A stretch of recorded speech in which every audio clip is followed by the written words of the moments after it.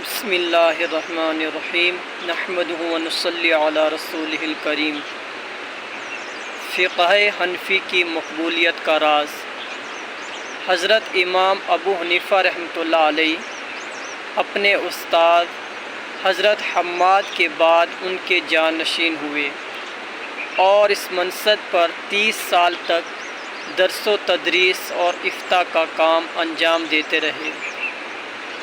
اس مدت میں انہوں نے 80,000 سے زیادہ قانونی مسائل کے جوابات دیے جو الگ الگ عنوانات کے تحت مرتب کیے گئے۔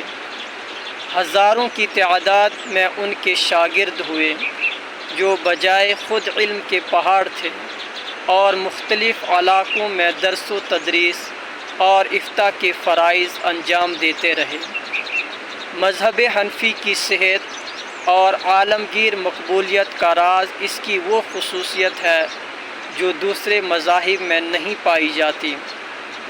یعنی اپنے کمال علمی اور مہارت حنفی کے باوجود امام ابو حنیفہ رحمۃ اللہ علیہ نے تدوین فقہ کا عظیم کام انجام دینے کے لیے ایسے 40 علماء و فقہا کی مجلس شورا قائم کی تھی جو علم و فضل میں امام اور یکتائے روزگار تھے، اور ان کی عظمت و جلالت کا تمام امت نے اعتراف کیا۔ امام ابو یوسف رحمۃ اللہ علیہ، امام ابو محمد رحمۃ اللہ علیہ، امام ظفر رحمۃ اللہ علیہ، عبداللہ ابن مبارک رحمۃ اللہ علیہ، وقی بن جرح رحمۃ اللہ علیہ، داؤد طائی رحمۃ اللہ علیہ، فضیل بن عیاض رحمۃ اللہ علیہ، یحییٰ بن زکریا رحمۃ اللہ علیہ،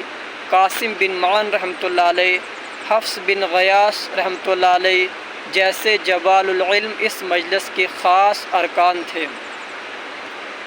ان حضرات کی جلالت و عظمت کا اندازہ کیجئے کہ امام ابو یوسف رحمۃ اللہ علیہ کے امام احمد بن حنبل رحمۃ اللہ علیہ شاگرد ہیں، امام محمد رحمۃ اللہ علیہ کے امام شافعی رحمۃ اللہ علیہ شاگرد ہیں، عبداللہ ابن مبارک رحمۃ اللہ علیہ وقی بن جرح کے اکثر ائمہ اور محدثین شاگرد ہیں، داؤد طائی، فضیل بن عیاض تصوف و طریقت کے امام تھے، حضرت جنید بغدادی رحمۃ اللہ علیہ، شیخ جیلانی رحمۃ اللہ علیہ، ابراہیم بن ادہم رحمۃ اللہ علیہ جیسے بڑے بڑے اولیاء ان کے ہی سلسلے کے فیض یافتہ تھے۔